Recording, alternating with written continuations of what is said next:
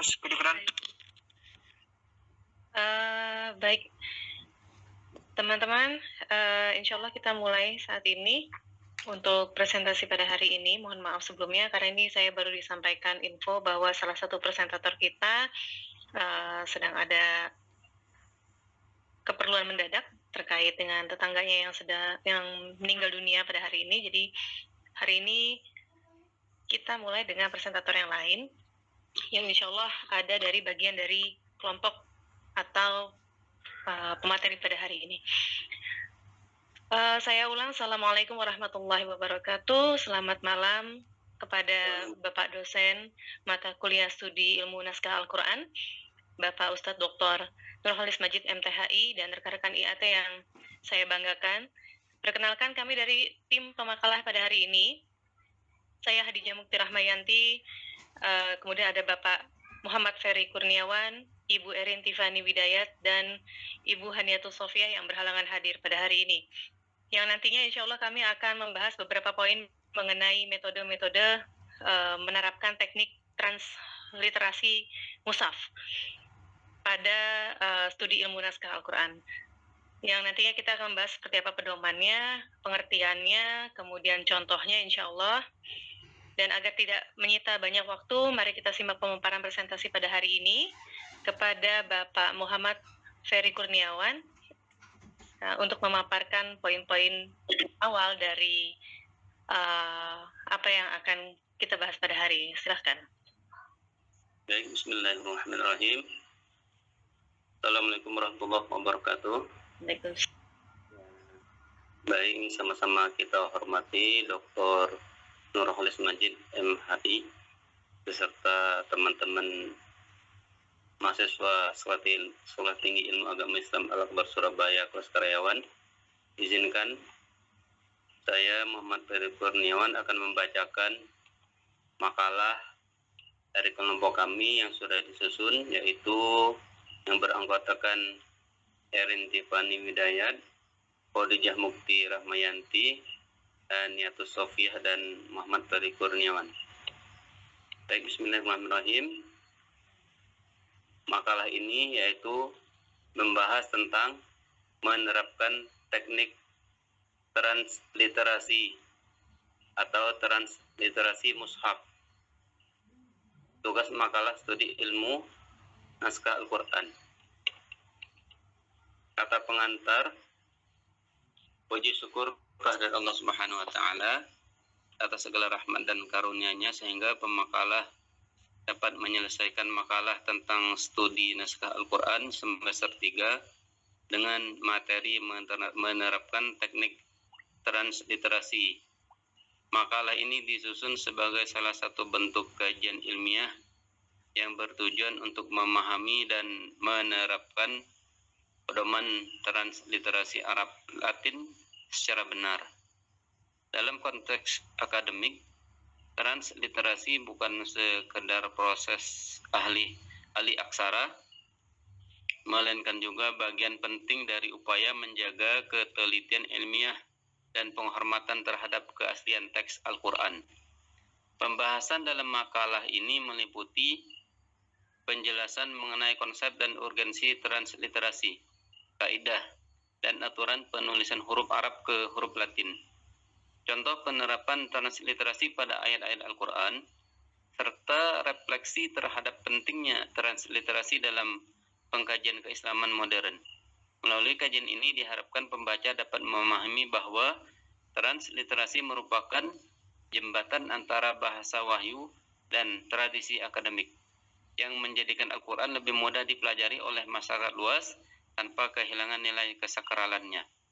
Pemakalah sangat berharap dengan adanya makalah ini dapat bermanfaat dan memberikan pelajaran studi naskah Al-Quran, dan tentu pembuatan makalah ini masih banyak kekurangan. Oleh karena itu, pemakalah mengharap kritik dan saran dari pembaca untuk perbaikan makalah ini di masa yang akan datang. Demikian selaku tim pemakalah yang dapat kami sampaikan. Semoga makalah ini dapat bermanfaat untuk kita semua. Kami yakin dalam pembuatan makalah terdapat banyak kekurangan, saran dan kritik pembaca sangat pemakalah butuhkan untuk memperbaiki makalah ini suatu saat nanti. Surabaya 13 November 2025. Kita langsung ke bab 1, yaitu pendahuluan. Latar belakang Al-Quran sebagai kitab suci umat Islam diturunkan dalam bahasa Arab yang memiliki sistem huruf, pelafalan, dan struktur linguistik yang khas. Dalam konteks akademik dan kajian ilmiah, seringkali diperlukan proses transliterasi, yaitu pengalihan huruf Arab ke huruf Latin tanpa mengubah makna. Agar teks Al-Quran dapat dibaca, dikutip, dan dikaji oleh pembaca non-Arab dengan tepat. Transliterasi berfungsi sebagai jembatan ilmiah antara naskah Arab dan pembaca dari berbagai latar belakang bahasa. Namun dalam praktiknya, penerapan teknik transliterasi masih sering menimbulkan ketidaksesuaian, baik dari sisi fonetik, ejaan, maupun penerapan kaidah yang telah ditetapkan oleh lembaga resmi, seperti SKB Menteri Agama dan Menteri Pendidikan dan Kebudayaan nomor 194/1997 dan nomor 0543B/U-1987 tentang pedoman transliterasi Arab Latin. Kesalahan translasi dapat menyebabkan perbedaan pemahaman dan ketidakakuratan dalam penyebutan lafal ayat-ayat Al-Quran, terutama dalam karya ilmiah dan publikasi akademik. Secara teoritis, makalah ini diharapkan dapat menambah wawasan keilmuan di bidang studi Al-Quran, khususnya dalam aspek filologi dan kebahasaan. Sedangkan secara praktis, hasil penelitian ini dapat menjadi panduan bagi mahasiswa, peneliti, dan penulis karya ilmiah dalam menerapkan transliterasi yang benar dan konsisten, sehingga menghindari kesalahan interpretasi dan menjaga keautentikan teks Al-Quran dalam penulisan akademik. Rumusan masalah berdasarkan latar belakang tersebut, permasalahan yang akan dikaji dalam makalah ini dapat dirumuskan sebagai berikut. Yang pertama itu, apa pengertian dan urgensi transliterasi dalam studi Al-Quran. Kemudian yang kedua, bagaimana kaidah dan pedoman resmi transliterasi Arab Latin yang berlaku di Indonesia. Ketiga, bagaimana langkah-langkah penerapan teknik transliterasi Al-Quran secara tepat sesuai pedoman resmi.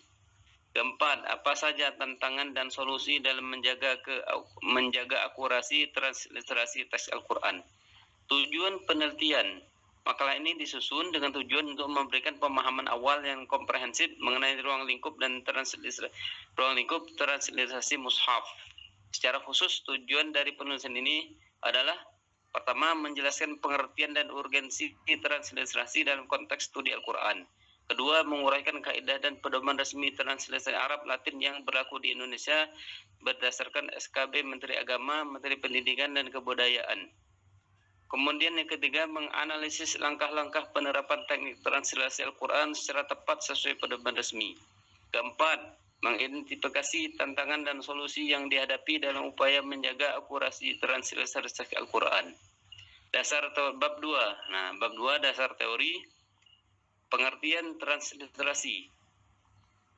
Secara etimologis, transliterasi berasal dari dua kata Latin, yakni trans yang artinya melintasi dan litera yang berarti huruf. Secara terminologis, transliterasi berarti pengalihan huruf dari satu sistem tulisan ke sistem tulisan lain tanpa mengubah pengucapan maupun maknanya. Dalam konteks studi Al-Quran, transliterasi adalah proses pengalihan huruf Arab yang digunakan dalam teks Al-Quran ke huruf Latin agar dapat dibaca dan dipahami oleh orang yang tidak menggunakan aksara Arab. Transliterasi berbeda dengan terjemahan. Terjemahan artinya mengubah bahasa, sedangkan transliterasi hanya mengubah bentuk tulisan. Misalnya kata Al-Quran, ditransliterasi ke dalam huruf Latin, yaitu bacanya Al-Quran, tapi ditulis dalam bentuk Latin. Bukan kitab suci, tetapi tetap sesuai tulisan Arabnya, Al-Quran. Karena transliterasi hanya berfungsi sebagai representasi fonetis, bukan makna. Dengan demikian, transliterasi berperan penting dalam menjaga keaslian lafal Al-Quran meskipun itu ditulis dalam huruf selain Arab. Kemudian apa urgensi transliterasi dalam konteks studi Al-Quran? Nah, transliterasi memiliki peran penting dalam dunia akademik Islam, terutama dalam penulisan ilmiah, kajian tafsir, dan studi filologi naskah Al-Quran.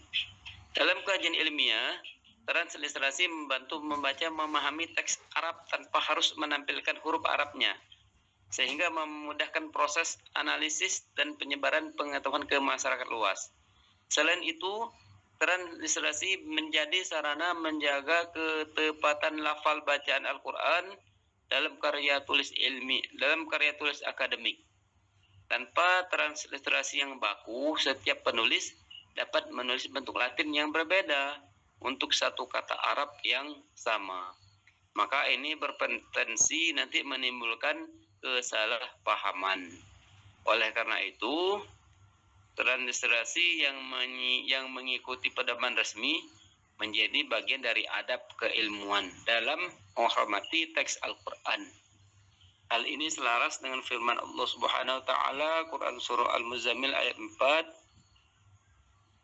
"Auzid 'alaihi wa rabbikal Qur'ana tartila." Kapan kakak sama bunda?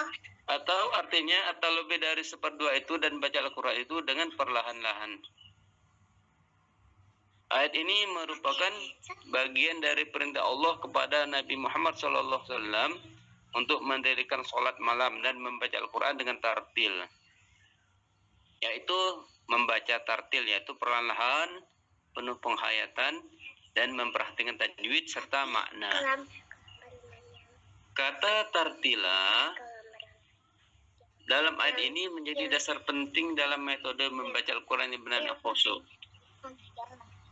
Analisis terhadap hasil transliterasi menunjukkan bahwa penggunaan pedoman resmi menghasilkan bentuk penulisan yang konsisten dan ilmiah. Misalnya pada kata al-insan, penggunaan tanda panjang A yang ada garis di atasnya, di atas huruf A ada garis, menegaskan adanya huruf alif setelah nun yang berharokat fathah. Nah, jadi al-insan ketika ada garis di atasnya berarti menunjukkan panjang 2 harokat. Tetapi di dalam tulisan Latin, transliterasinya ditambah garis di atas huruf A yang menandakan panjang 2 harokat. Sedangkan kata al-alaq menunjukkan penggunaan huruf ain dengan tanda khusus.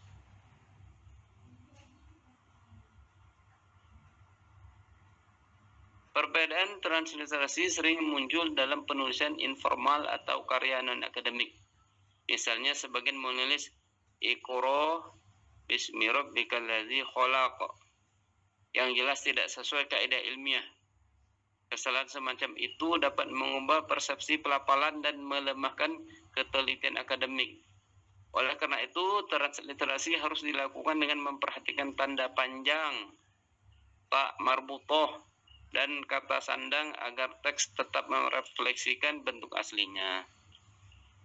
Selain aspek linguistik, transliterasi yang benar juga berkontribusi terhadap adab keilmuan dalam menjaga keautentikan teks Al-Quran.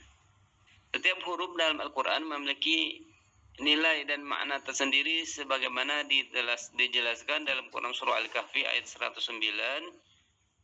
A'udzubillahi minasyaitonirrajim. Qul law kana al-bahru sidadan li kalimati rabbi lanafizal bahru qabla an tafaza kalimatu rabbi. Maaf, ini tulisan Arabnya agak kecil jadi saya kurang jelas membacanya. Yang artinya, katakanlah seandainya lautan menjadi tinta untuk menulis kalimat-kalimat Tuhanku, niscaya habislah lautan itu sebelum kalimat-kalimat Tuhanku habis. Ayat ini menegaskan bahwa setiap kata dan huruf dalam Al-Quran memiliki kedalaman makna yang tidak terhingga, Sehingga transliterasi yang benar merupakan bentuk penghormatan terhadap kesakralan wahyu.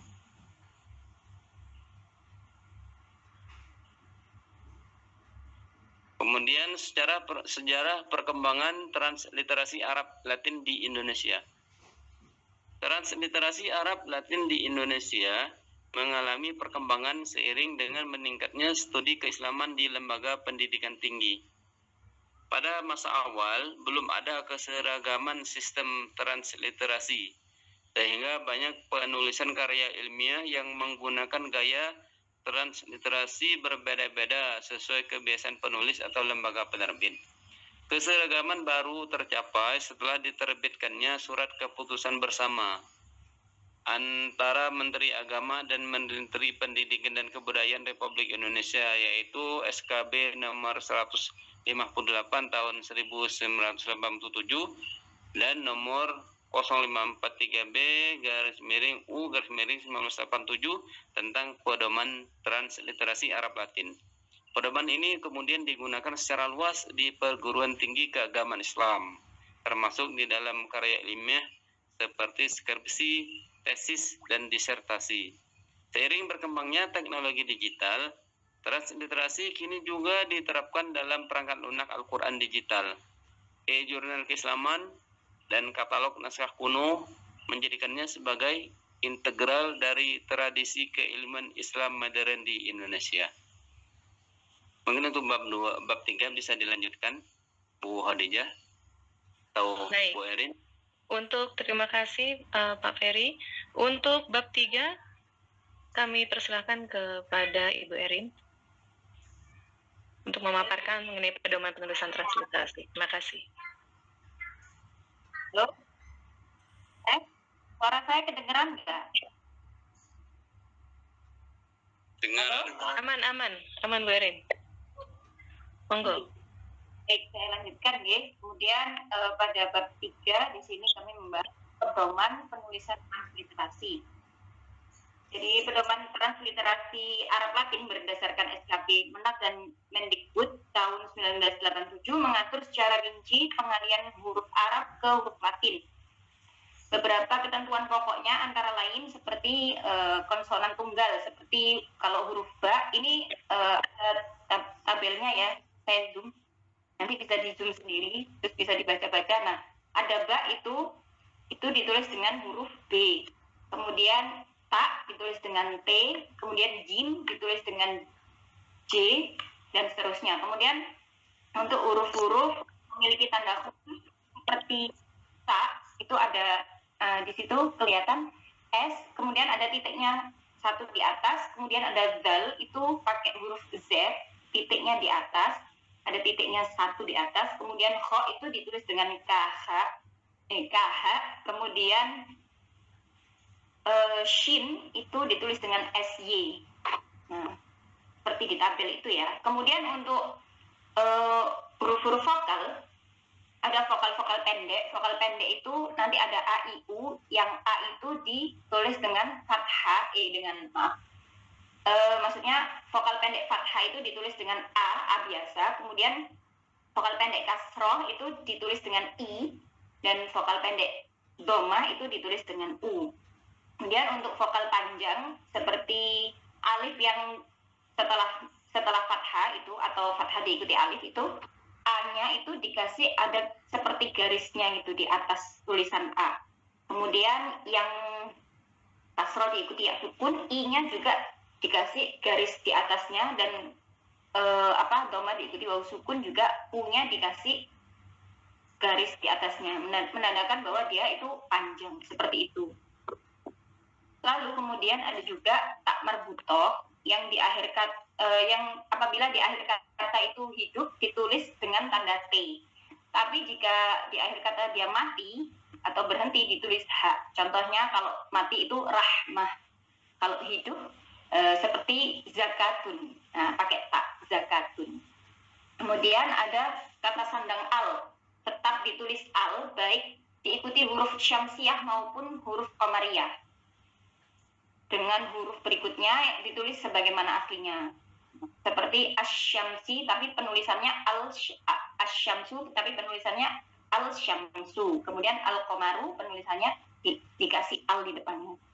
Lalu penulisan ayat Al-Qur'an dalam karya ilmiah tetap didahului dengan teks Arab yang diikuti hasil transliterasinya untuk menjaga keaslian sumbernya.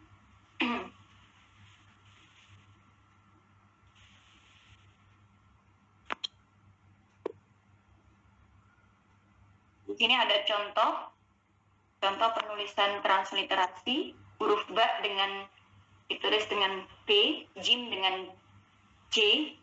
Kemudian itu ada perkata ya, bismi ditulis biasa. Nah, untuk yang panjang itu J, kemudian A-nya karena ada matnya panjang, maka A-nya itu dikasih garis atas. Kemudian ada tanda petik. Tanda petik ini menunjukkan hamzah. Di panduan ini ada ya. Nah, ini menunjukkan hamzah. Nah. Dan sebagainya seperti itu. Kemudian kita masuk ke pembahasan selanjutnya, ke langkah-langkah penerapan teknik transliterasi. Dalam menerapkan teknik transliterasi Al-Quran terdapat beberapa langkah sistematis agar hasil transliterasi konsisten dan sesuai kaidah.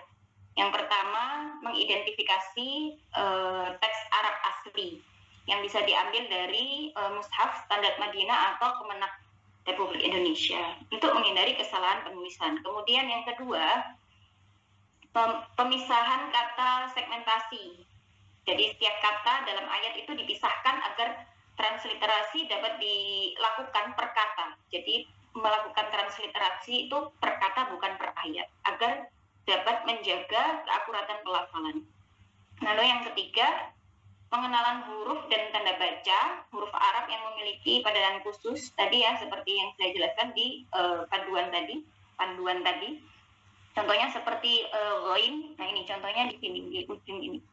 Ghain yang ditulis dengan G, kemudian wa yang ditulis dengan huruf Z yang ada titiknya di bawah, wad dengan huruf G yang ada titiknya di bawah, kemudian zal tadi yang Z ada titiknya di atas, kha dengan tulisan KH, kemudian ta dengan tulisannya S dan ada titiknya di atas.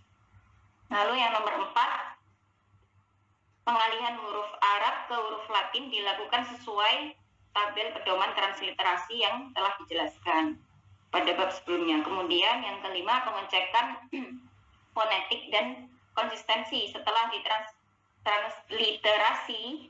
Kemudian perlu untuk dilakukan pengecekan ulang terhadap ejaan dan kesesuaian bunyi antara teks Arab dan juga hasil transliterasi. Harus lebih teliti. Kemudian nomor 6, penulisan hasil akhir. Jadi hasil akhir transliterasi ditulis secara miring atau pakai yang italik itu loh. Nah, untuk membedakan antara teks Arab dan juga terjemahan. Jadi langkah-langkah ini penting agar transliterasi tidak hanya akurat secara teknis, tapi juga estetis dan mudah dibaca oleh kalangan akademik. Kemudian di sini ada contoh penerapan transliterasi menggunakan surat Al-Alaq ayat 1 sampai dengan 5. Nah, seperti ini. Jadi misalkan Iqra, I-nya kan pendek pakai I biasa, terus Qaf itu Q, Qra, kemudian ada tanda petik yang menandakan dia ada hamzah. Bismi rabbikal ladzi khalaq. Jadi sesuai dengan contohnya ini sesuai dengan apa yang ada di panduan tadi. Nah, ini penjelasannya di sini.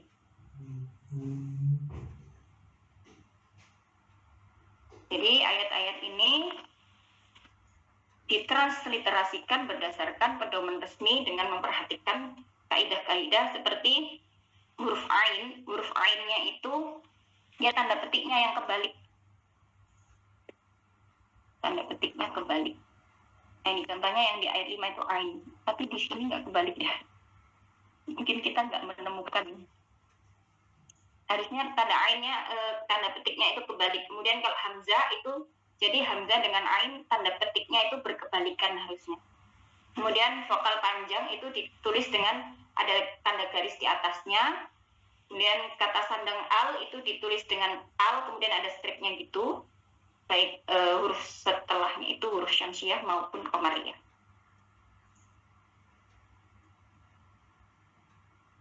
Jadi analisis terhadap hasil transliterasi ini menunjukkan bahwa penggunaan pedoman resmi menghasilkan bentuk tulisan yang konsisten dan ilmiah. Nah, tadi harusnya contoh al-insan itu, nah penjelasannya di sini ya. Pada al-insan itu penulisannya al-insan. Nah, A-nya itu pakai garis karena panjang. Lalu kemudian pada bab selanjutnya di sini kami membahas tentang tantangan yang dihadapi dan solusi dalam upaya menjaga akurasi transliterasi teks Al-Quran. Tantangannya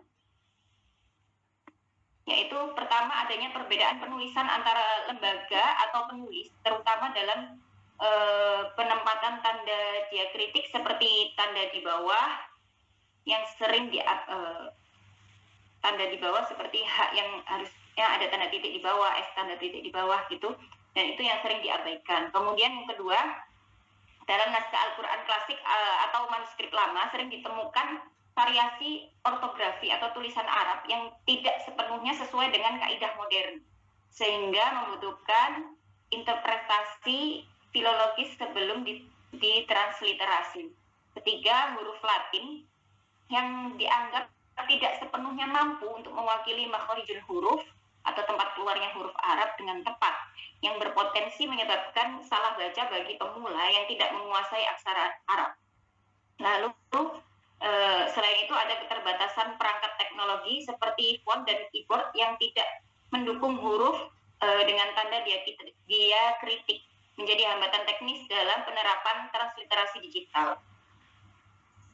Lalu bagaimana solusinya? Solusinya yaitu seperti para penulis atau para penulis karya ilmiah itu harus mulai memastikan konsistensi dan teliti dalam menulis transliterasi agar makna teks itu tetap terjaga.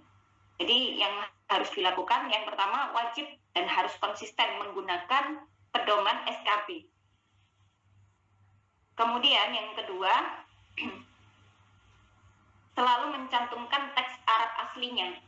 Dan yang ketiga, mengedukasi secara intensif tentang penggunaan tanda diakritik. Dan yang keempat, lakukan analisis filologis untuk naskah lama.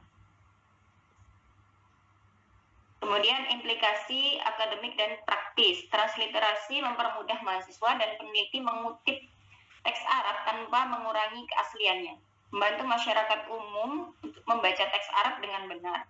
Kecermatan manusia tetap dibutuhkan untuk memastikan hasil transliterasi sesuai dengan pedoman resmi. Kemudian kesimpulan, transliterasi Al-Quran penting dalam studi keislaman sebagai jembatan ilmiah agar teks Arab dipahami tanpa mengubah makna atau nilai sakralnya. Pedoman SKB 1987 menjadikan transliterasi seragam dan akurat. Penerapan yang benar merepresentasikan bunyi dan struktur fonetik asli, menjaga keautentikan wahyu. Demikian presentasi dari kami. Kami kembalikan kepada Mbak Moderator. Baik, alhamdulillahirrabbilalamin. Terima kasih kepada teman-teman kelompok presentasi pada hari ini. Dan agar supaya kita semua bisa segera menyimak penjelasan detail dari Ustadz ya, dan tidak berlama-lama mengenai pembahasan ini, kami hanya memberikan 2 tanggapan atau langsung saya tanggapi aja Mbak.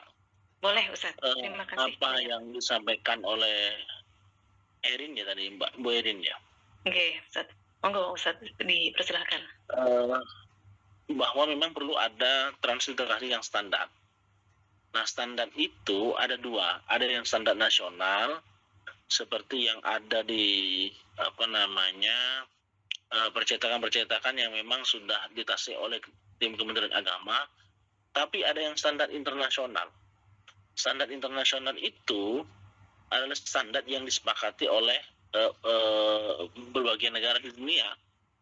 Nah itu yang nggak gampang. Saya nanti share contoh ya, biar lebih nyaman. Saya mau menjelaskan panjang lebar juga nggak nyaman.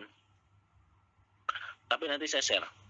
Misalnya Bismillah, BISMILLA. Nah di atas A-nya ada tanda seperti silang, seperti seperti tanda minus gitulah. Bismillahirrahmanirrahim. H itu titik bawah 1 dan seterusnya. Itu yang standar internasional, Mbak. Standar internasional itu dipakai ketika menulis karya ilmiah, baik itu skripsi lah, tesis maupun disertasi. Termasuk jurnal-jurnal yang internasional terindeks Scopus itu harus ditransliterasi. Tapi kalau jurnal itu tidak terindeks, ya hanya dikonsumsi oleh kalangan Indonesia, maka itu tidak harus ya menggunakan transliterasi yang sudah baku. Tapi yang saat ini kita ketahui itu transliterasinya sudah baku. Jadi ada yang standar nasional seperti yang sudah ada, itu ada yang standar internasional yang ini tidak semua orang bisa. Terutama Anda yang menulis skripsi itu kadang-kadang masih mikir-mikir, H itu H titik bawah. Kalau H itu KH. Kalau misalnya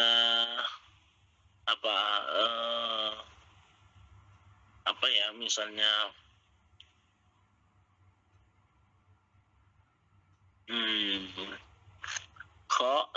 biasanya SOT, Ustaz. SOT itu S titik bawah, S bawah. ya kan? Iya.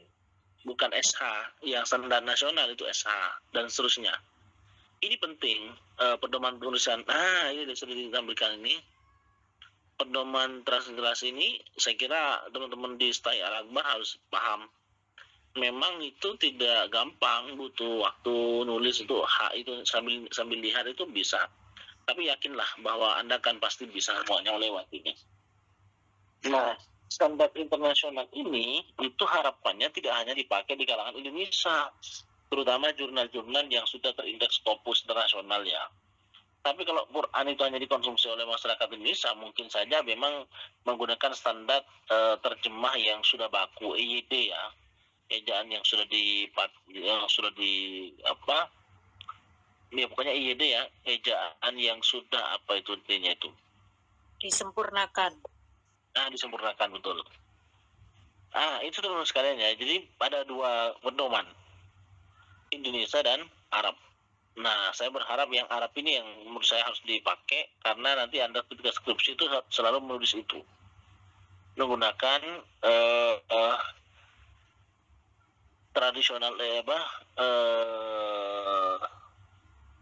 ada Times New Arabic ya, Times New Arabic gitu. Saya kira itu aja sih yang saya sampaikan, karena buku pedomannya sudah di-share ya, saya belum nge-share berarti.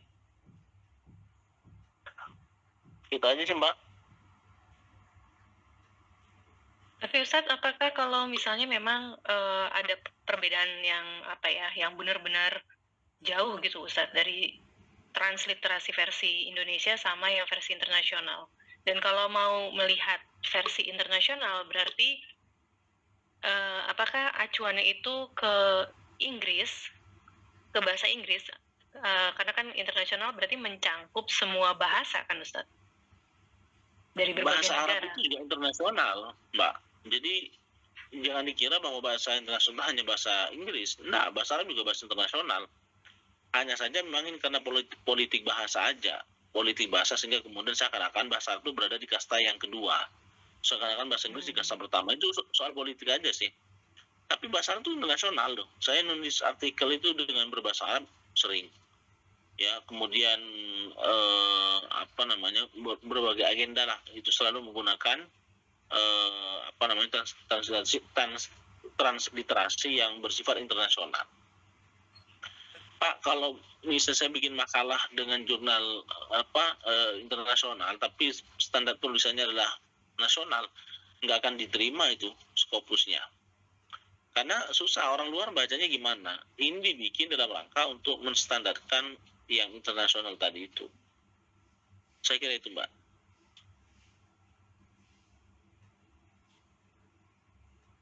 Oke, baik. Halo. Barangkali dari teman-teman mungkin ada yang mau disampaikan atau ada yang mau ditanyakan, bisa ditanyakan secara langsung selagi kita masih ada waktu. Izin bertanya Ustaz. Kalau yang mengenai larangan menulis mushaf Al-Quran dalam huruf selain Arab itu bagaimana? Larangan apa? Yang mengenai larangan menulis mushaf Al-Quran dalam huruf selain Arab itu bagaimana? Kan banyak pendapat-pendapat yang pendapat-pendapat ulama yang mengharamkan menulis Latin. Sebetulnya tidak ada larangan. Sebetulnya tidak ada larangan yang bersifat tauqifi ya. Dari Allah dan Rasulnya tidak ada larangan. Itu hanya diprediksi kalau tulisan bahasa Arab itu ditransliterasikan semua, maka kemudian bahasa Arabnya menjadi tidak familiar. Itu soal politik juga.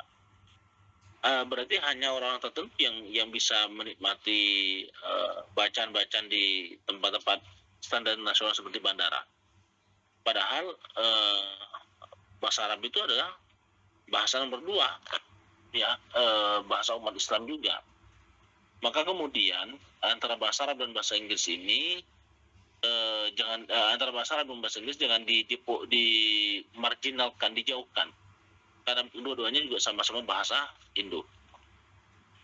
Bahasa Indo, bahasa internasional gitu. Saya kira itu, Mbak. Baik. Apa masih ada tanggapan lagi, Mbak Zila? Mungkin bisa diberikan penjelasan mengenai batas-batas antara transliterasi sebagai alat bantu akademik sama transliterasi yang sebagai pengganti penulisan mushaf itu mungkin. Kenapa? Mungkin bisa dikasih batasan yang jelas gitu loh Ustaz, antara transliterasi yang digunakan itu sebagai alat bantu akademik dan transliterasi yang digunakan sebagai pengganti penulisan mushaf. Yang boleh para ulama itu, bukan yang boleh, maksudnya yang diizinkan untuk beredar itu kalau ada bahasa Arabnya, di samping kirinya ada translitnya. Itu yang boleh diizinkan edar. Tapi kalau semata-mata bahasa Indonesia tapi tidak ada bahasa Arabnya, itu di samping Kemenag tidak mengadopsi itu, tapi yang kedua mendiskreditkan ayat Al-Quran, menganggap enteng. Al-Quran aja ditulis Indonesia bisa kok. Kira-kira begitu, Am. Nah itu Ustaz, tantangannya kan di situ. Iya. Baik, terima kasih Ustaz. Iya, oke. Ada lagi? Teman-teman, mungkin kita dibatasi Ustaz pertanyaannya atau dilanjutkan? Ya, saya kira satu Boleh. lagi lah kalau tidak. Baik, berarti teman-teman masih ada satu pertanyaan lagi atau tanggapan?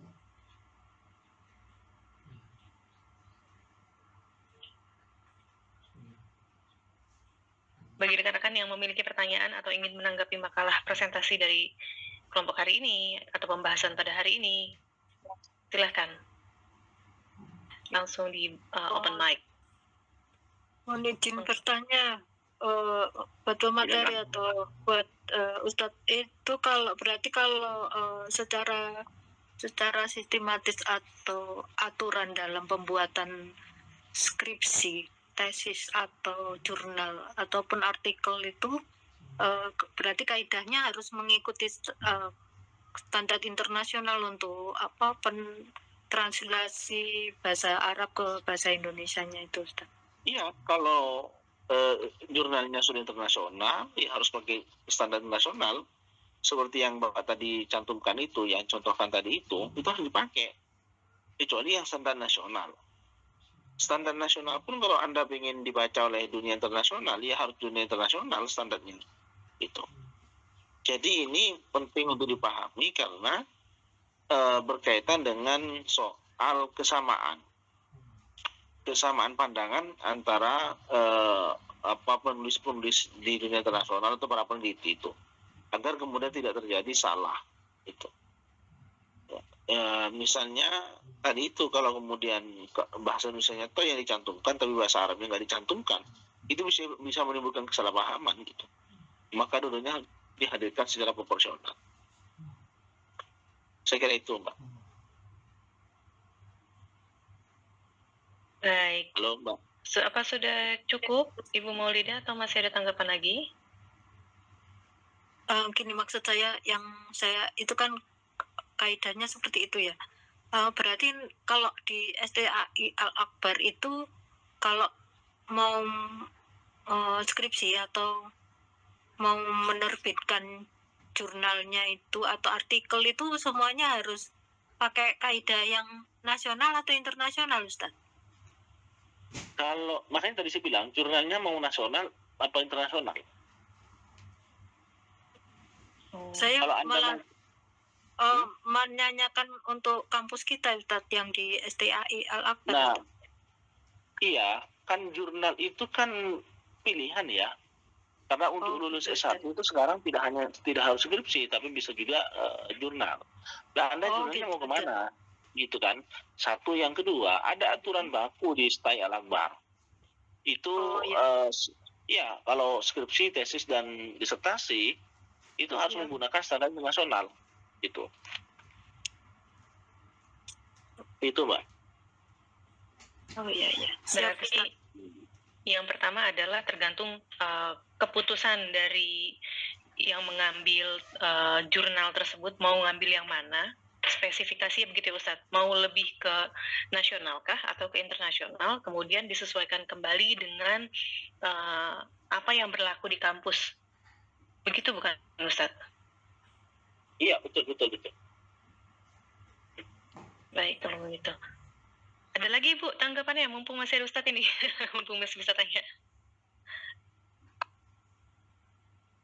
Berarti untuk menerbitkan suatu jurnal atau artikel itu tidak dibatasi harus lulus dulu atau harus saat ini pun juga bisa ya Ustaz untuk menerbitkan jurnal atau bisa Bu, tapi kan harus ada koresponden ya.